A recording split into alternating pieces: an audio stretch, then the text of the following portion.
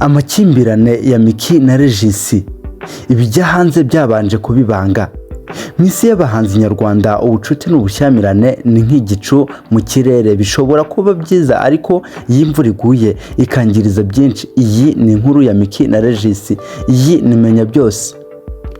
Ku bantu bakunze gukurikirana ibijyanye n'imbuga nkoranyambaga cyangwa se ibyagiye bitrendinga ku mbuga nkoranyambaga yaba za social media nka TikTok, Instagram, Facebook ndetse n'ahandi hagiye hatandukanye na za YouTube, aya makimbirane nta kuntu waba utayazi.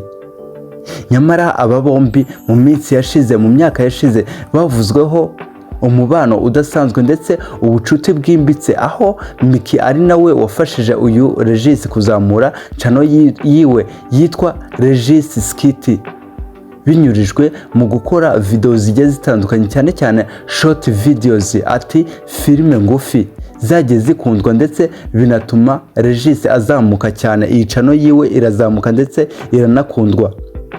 Ariko kuri ubu ngubu ntago tuzi icyateye aya makimbirane yaba ari hagati ya Regis ndetse na Miki.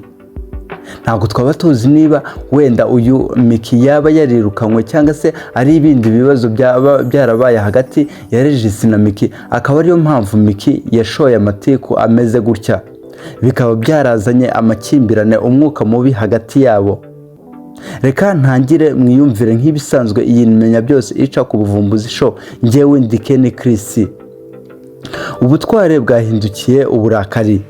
Miki na Regis bombi abantu bazwi cyane mu myidagaduro, by'umwihariko kuri YouTube, bahujwe n'impano, urwenya ndetse n'inkuru nyinshi zibavugwaho mu myaka yashize. Ariko umubano wabo wari usa n'uw'inshuti magara warahindutse ishyano. Ubushuti bwabo bwatangiye kugerwaho n'ibibazo ubwo Miki yatumiwe mu kiganiro gikunzwe cya Murindahabirene. Ibyavugiwemo byahinduye amateka. Mu kiganiro cyamaze hafi isaha, Miki yavuze amagambo yuzuye gusebanya. Yatangiye asetsa avuga mu buryo busa nubwo yari urwenya, ariko amagambo ye yararimo uburozi. Regis uriya ni akagirigiri, ntuzahagaze. Uretse n'ibyo ni umuntu wirirwa ashakisha induru ku bantu bakomeye ngo abe famous. Murindahabirene yagerageje gusubiza ibintu ku murongo, ariko Miki yari yarenze, ati yari yatandukiriye. Iyo nkuru yahise icicikana ku mbuga nkoranyambaga, abantu barasakuza, abafana baragira bati ese koko byageze aha? Ibi ngibi byaba bitewe n'iki? Ku ruhande rwa Regis we ati nawe ntago yazuyaje. Regis ntiyatinze, mu gihe kitarenze amasaha 48 yashyize hanze video kuri channel ye yitwa Regis Skit. Video yari yuzuye amarira, uburakari n'umwanzuro wo guhishura ukuri. Miki, sinigeze nkwibasira ariko wanyandagaje imbere y'abanyarwanda, none reka nanjye mvuge. Wowe wagiye gufungisha nyoko.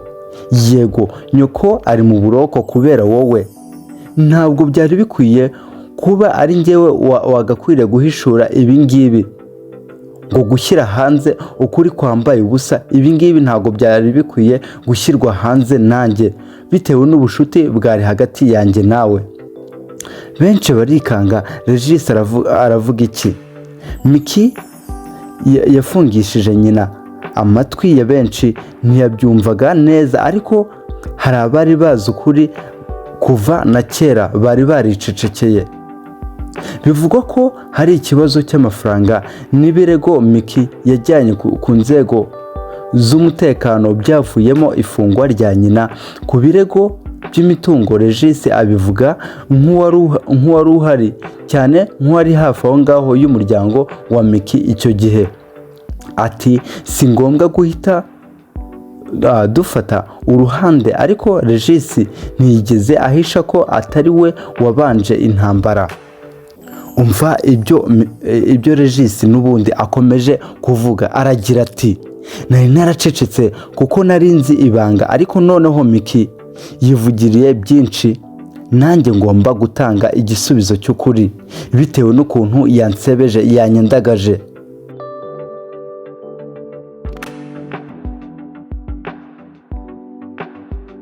Ibi ni ibibazo bikomeye n'amasomo. Menya byose ntihutiraho guca imanza, ariko turibaza, nihe umuco wo kwihanganirana warangiriye mu myidagaduro nyarwanda? Kuki abantu bahitamo gusebanya aho kuganira? Iyi nkuru ya Miki na Regis si yabo gusa, ni isomo ku bahanzi bose, kuri buri muntu uri mu ruhando rw'itangazamakuru. Iyo umuntu ashyize imbere inzika kurusha ukuri, ingaruka ziba ndende. Ninde uri mu kuri? Ninde wibeshye? Ibyo byose bizasobanukirwa igihe nikigera, ariko ibyo twizera ni kimwe: ukuri ntikwihishira. Menya byose, tuzabagezaho ukuri mutari bwumve n'ahandi hose. Gusa ntarasoza, hari n'abandi ku rundi ruhande nanone bakomeje kunenga Murindahabirene. Ati ibi ngibi ntabwo yakagombye kubishyira hanze. Ati niba afite kameramani wiwe wa kontrola cyangwa se wanahemba buri munsi, kubera iki atari kumubwira iyo video akayisubika, ahubwo bakongera gusubukura video neza, bakabikora nka bimwe byo bavuga ati kati. Ati ibi ngibi wasanga na Murindahabirene abiri inyuma. Kubera iki se yaba yaratumye aya matiko azamuka? Kubera iki yaba yaratumye iyi video ikomeza? Ese ni kwa gushaka views? Ni kwa gushakira views aho zitari? Ese ibi ngibi, ese Regis niba ari we wagaburiraga Miki cyangwa se wakoraga umushinga muzima wo kugaburira Miki, ibi ngibi noneho Murindahabirene araza kubikwiza, araza kubasha Miki ndetse n'umwana we kuba yabagaburira ndetse akabageza kure hashoboka nk'uko Regis yabigenzaga? Tugumane kuko inkuru ntirarangira, ahubwo nibwo igitangira. Nkuko mumenyereye, njyewe ndi Ken Chris, nkunda kubasezera mbabwira ko inkuru nziza nk'izi ari akagaruka. Iyi ni Menya Byose ica ku Buvumbuzi Show.